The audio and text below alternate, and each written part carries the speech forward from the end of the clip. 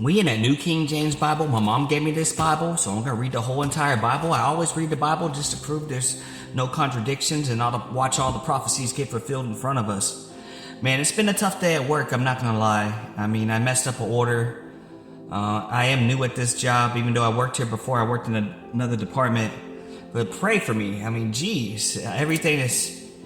It's my fault, but still, I don't know what's going on. It's just so much is in my head, you know. I got water bill, I got everything popping up on me, you know. My parents died. It's very stressful, you know. So please pray for me that I can keep going and that I can get these things right. I mean, the guy that I work for, he isn't very nice. I'm not blaming him because it is my fault, but I mean, he's just cussing at you all the time, dude. I'm just like, geez. Oh, man, I hope he doesn't fire me, but please pray for me.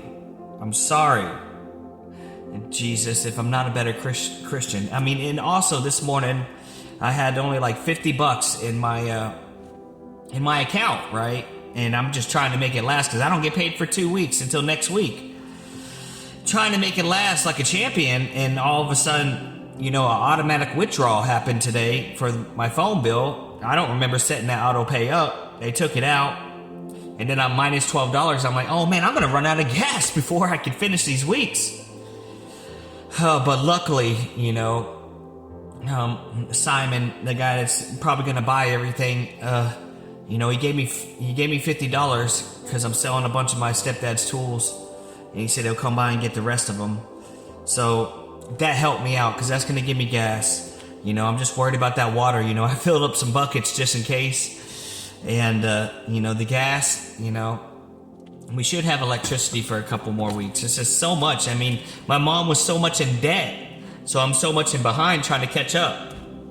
Anyway, Proverbs chapter 13, King Solomon. A wise son heeds his father's instructions, but a scoffer does not listen to rebuke. A man shall eat well by the fruits of his mouth, but the soul of the unfaithful feeds on violence. He who guards his mouth preserves his life, but he who opens wide his lips shall have destruction. The soul of a lazy man desires and has nothing, but the soul of a diligent shall be made rich. A righteous man hates lying, but a wicked man is loathsome and comes to shame. Righteousness guards him whose ways is blameless. The wickedness overthrows the sinners. There is one who makes himself rich and yet has nothing, and one who makes himself poor yet has great riches. The ransom of a man's life is his riches, but the poor does not hear rebuke. The light of the righteous rejoices, but the lamp of the wicked will be put out. By pride comes nothing but strife, but with the well-advised is wisdom. Wealth gained by dishonesty will be diminished, but he who gathers by labor will increase. Hope is deferred makes the heart sick, but when the desire comes, it is a tree of life. He who despises the word will be destroyed, but he who fears commandments will be rewarded. The law of the wise is a fountain of life, to turn one away from the snares of death.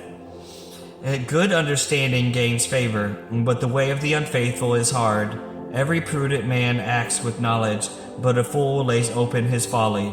A wicked messenger falls into trouble, but a faithful ambassador brings health.